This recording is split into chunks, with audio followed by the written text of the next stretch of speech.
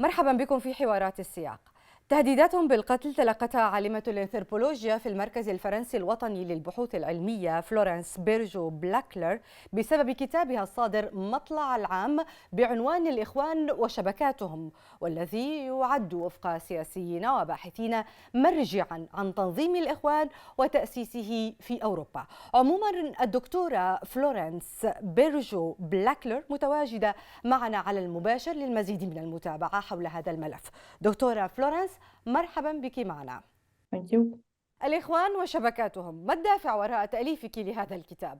Well, the first time I met the Muslim Brotherhood was 30 years ago. I was preparing a PhD and I was serving in a small mosque in Bordeaux in southwest of France. At that time, the French knew very little about this religion, its mosques, its Quranic schools, and the way Muslim institutions were establishing themselves in the whole country.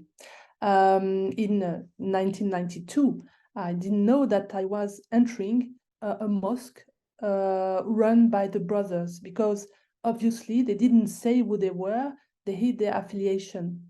What that set them apart from other Muslim movements was the way they conceived the mosque as a place to live, with worship, but also with social, cultural, and sporting activities.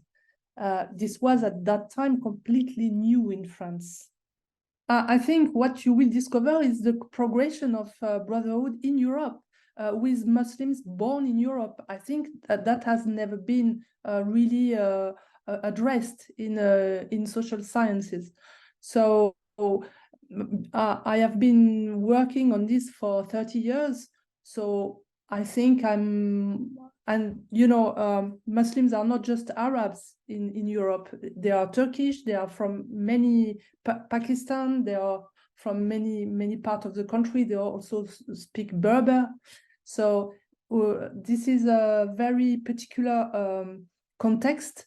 And I think Arab people will learn a lot reading my book. لماذا تعتقدين أن جماعة الإخوان خطر على أوروبا؟ وما مواطن خطورتها؟ Well, I think to answer this question, we need to understand how they arrive and what their motivations were. So they arrive in Europe, as well as in the United States or even Australia, or at the same time around the 1960s. And they arrived via the university campuses. Like all Islamist movements around the world, they first influenced the universities. So the first brothers arrived in the 60s.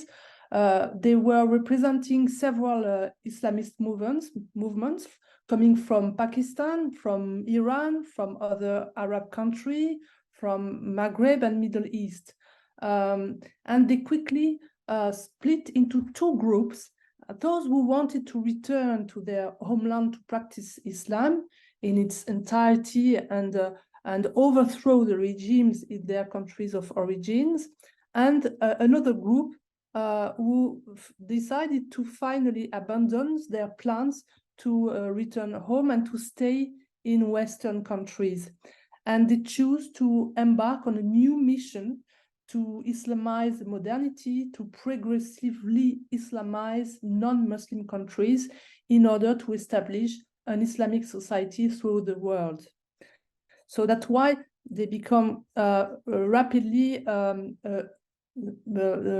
considered as a threat in a Western country. هناك من سيجادلك حول هذه النقطة. الدول الغربية رعت هذه التنظيمات لسنوات. Yes, because they didn't know them, because they were hiding their aim. And up to now, they're still hiding who they are and what their aim is. So we just consider as a new religion setting in Europe, and that's normal that a religion is setting in Europe, as long as it respects the secular way of living. And to achieve their aim, the Muslim brothers have adapted to the surrounding environment they have adapted to the secularized liberal democracies. And they use infiltration, they use entrism, and they began by targeting universities and schools. And they make sure that the young French Muslims would never assimilate. But of course, nobody really understood their strategies because they were hiding it. دعيني أسألك عن المفارقة هنا، لأنه عندما حاولت بعض الدول العربية مواجهة الإخوان تم اتهامها بارتكاب انتهاكات لحقوق الإنسان، وتم توفير ملجأ لقادة الإخوان في الدول الغربية. Well, I think they know that Muslim Brotherhood is a threat, but they don't see Muslim Brotherhood, so they don't know that they are threats. And because the Brotherhood is not capable of overthrowing power in Europe, so they avoid confrontation with the state, and they try to expand themselves through the economics and the culture. So they use the halal market to sell products that carry an Islamist standard, or they infiltrate associations and businesses.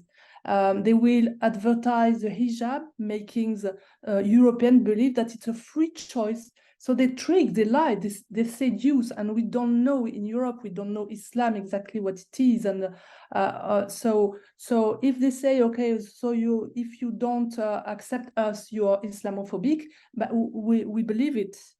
نقطة أخرى مهمة باعتقادك، لماذا يخلط المجتمع الأوروبي بين مهاجمة الإسلاموية وهي استخدام الدين لأغراض سياسية ومهاجمة الدين بحيث يتهم أي انتقاد لهم بالإسلاموفوبيا؟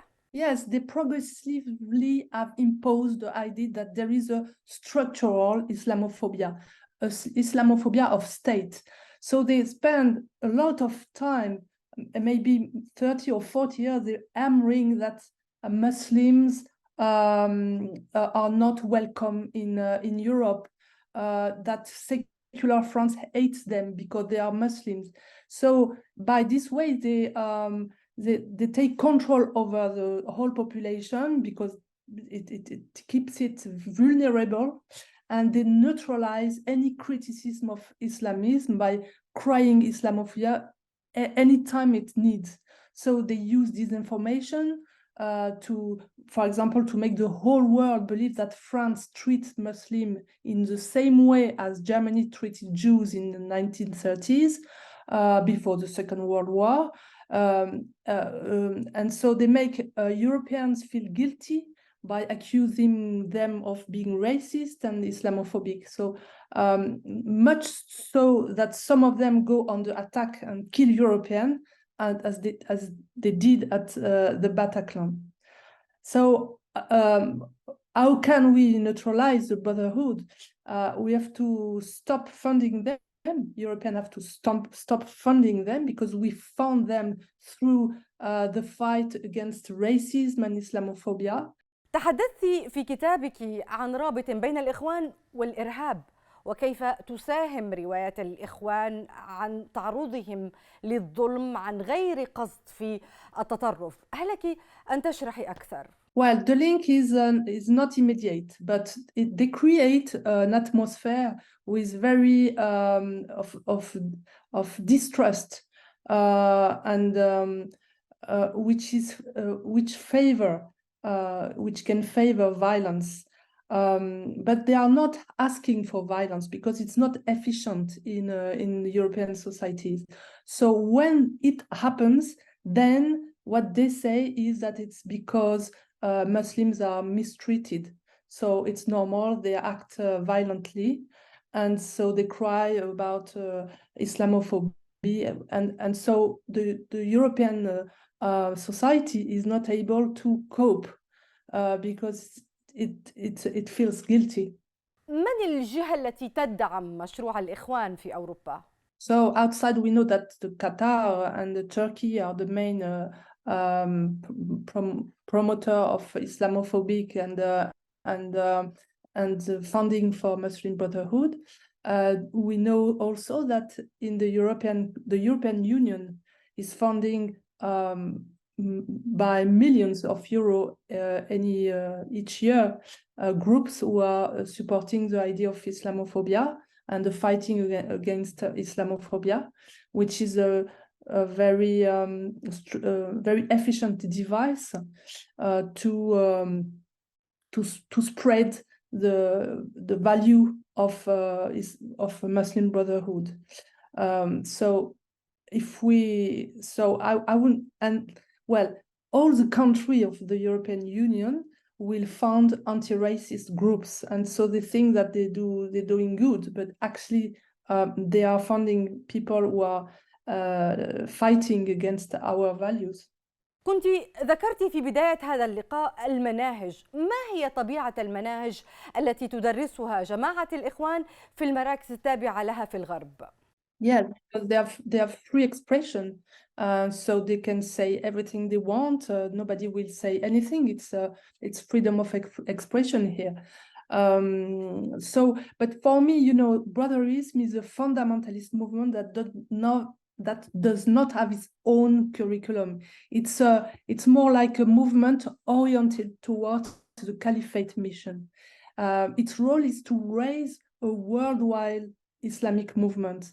So in my book, in my latest book, I try to describe the Brotherhood as a system of action that aims to bring together all the components of Islam to fulfill the caliphate prophecy.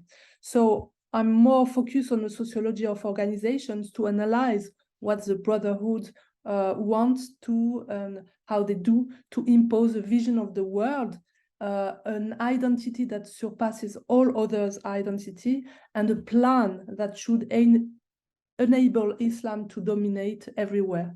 So they rely on the Salafi literature that is completely dominating the French language Islamic bookshop, and is trying to make the society Sharia friendly and Sharia compliant before it naturally becomes a land of Dar al-Islam. هل تنصحين في هذا الصدد بالتعاون بين الدول الأوروبية والدول العربية التي صنفت جماعة الإخوان إرهابية؟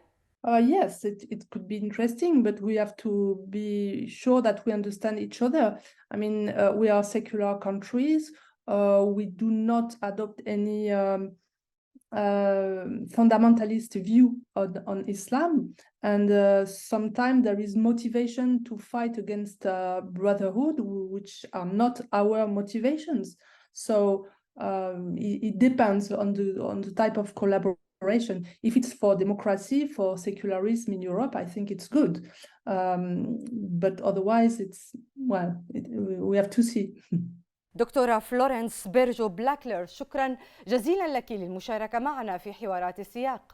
Thank you. Goodbye. مشاهدينا، شكرا على طيب المتابعة. إلى الملتقى.